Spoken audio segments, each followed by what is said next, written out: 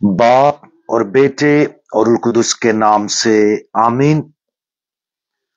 आज हम मुकद्दस लूका की अंजील उसका पहला बाब और उसकी 64वीं आयत पर ध्यान ज्ञान करेंगे। और आज हम जिक्रिया की फतह इसके बारे में सुनेंगे। और उसी दम उसका मुंह और उसकी जुबान खुल गई और वो बोलने और खुदा की तारीफ करने लगा। आज की ये आयत जकरिया की इब्तदाई नाकामी के खुशकुन नतीजा को जाहिर करती है, जब जिक्रिया ने इस पर ना ही यकीन किया जो खुदा ने उस पर नाजिल किया था।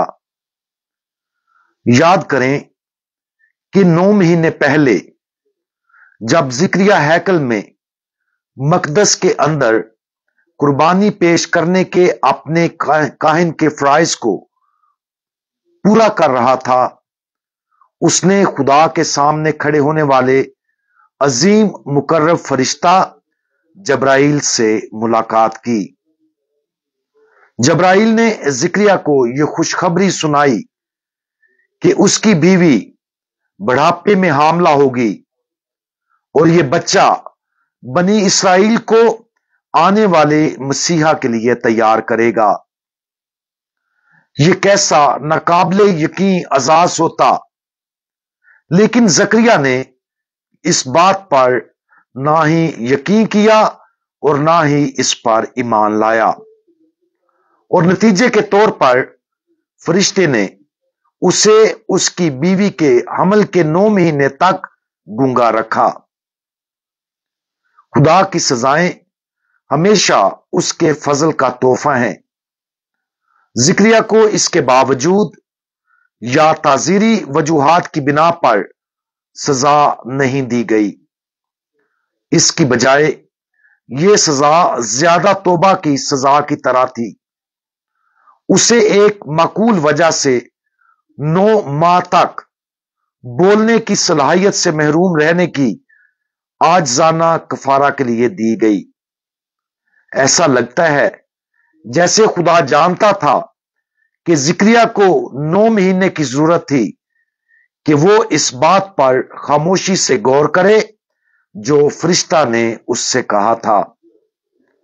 उसे अपनी बीवी के मौजजाना हमल पर गौर करने के लिए 9 माह दरकार थे और उसे यह सोचने के लिए 9 माह दरकार थे कि यह बच्चा कौन होगा।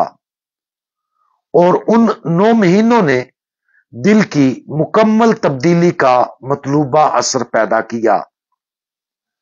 बच्चे की पैदाइश के बाद यह तवक्को की जा रही थी कि उस पहलोटे बेटे का नाम उसके बाप जिक्रिया के नाम पर रखा जाएगा।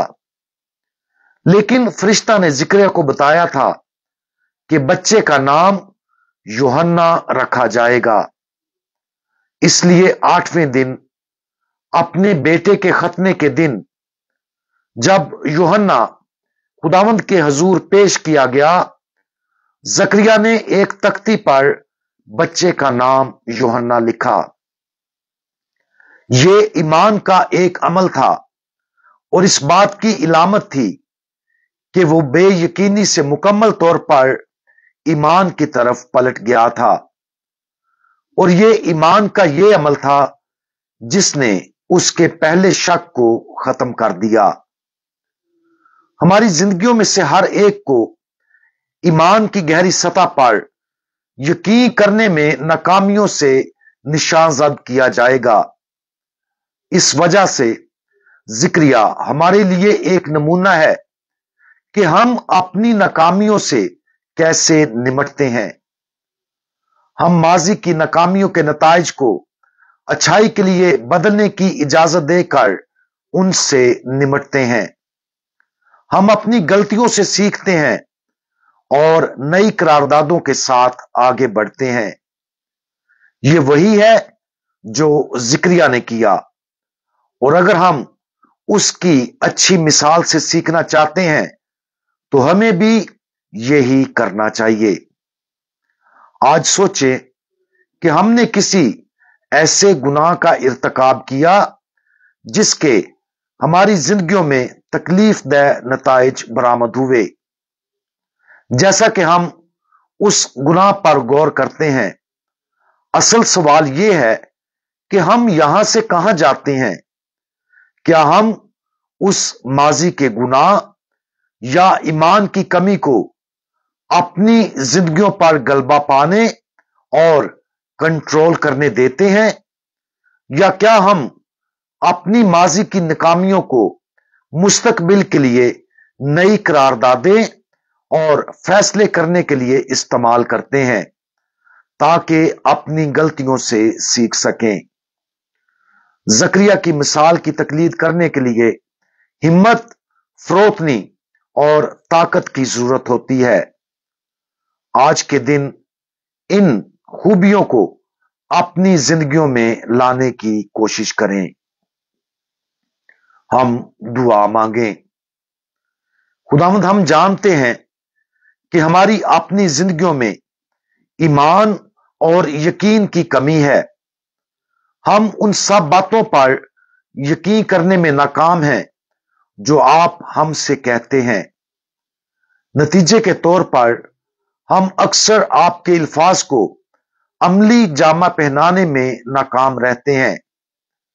प्यारे खुदावंद, जब हम अपनी कमजोरियों के नतीजे में तकलीफ उठाते हैं तो हमें यह जानने में मदद करें कि अगर हम अपने ईमान की तजदीद करें तो ये और तमाम मसाइब आपको जलाल देने का बायस बन सकते हैं।